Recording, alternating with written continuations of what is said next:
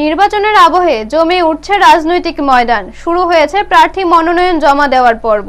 শুক্রবার দক্ষিণ ত্রিপুরার দুটি এডিসি আসনে বামফ্রন্ট সমর্থিত সিপিআইএম এর প্রার্থীরা আনুষ্ঠানিকভাবে মনোনয়নপত্র জমা দেন।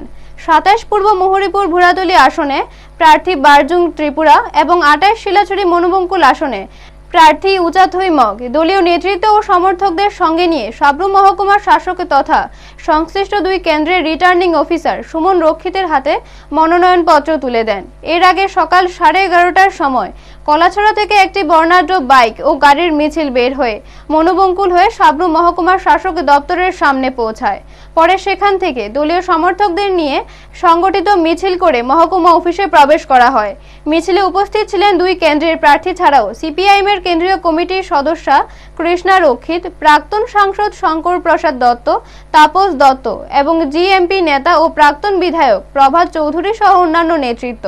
দুপুর প্রায় 1:20 ২৭ নম্বর এডিসি আসনের প্রার্থী বারজুং ত্রিপুরা এবং ২৮ নম্বর আসনের প্রার্থী উচাথুই মগ পৃথকভাবে তাদের মনোনয়নপত্র রিটার্নিং অফিসারের কাছে জমা দেন।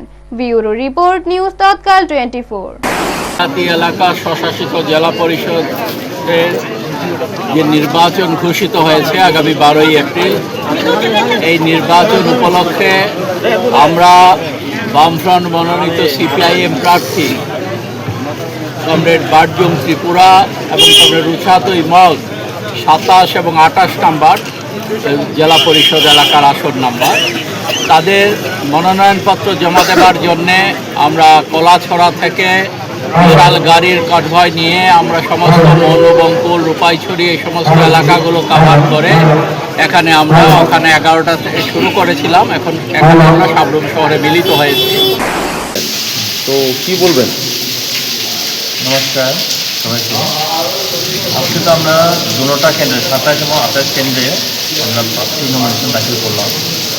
অ্যাকচুয়ালি আমাদের পার্টি বা আমরা এই যে এডিসি এলাকার মধ্যে বিশেষ করে দুর্নীতি বা বেকারদের বঞ্চনা, মানসিক বঞ্চনা, তার নিরিখেই আমরা মানুষের কাছে আমরা দেখাচ্ছি। আমি বলবো 27-এ পূর্ব মুহুরীপুর ভুরাতলী 100% আমি জয়ী করব। আপনার ইস্যু কি আছে? নির্বাচনে কি ইস্যু নিয়ে যাচ্ছেন পাবলিকের কাছে? পাবলিক কাছে সামনে এডিসি এলাকায় অনেক উন্নয়নের কাজ বাকি আছে। ওই কাজগুলোর আমার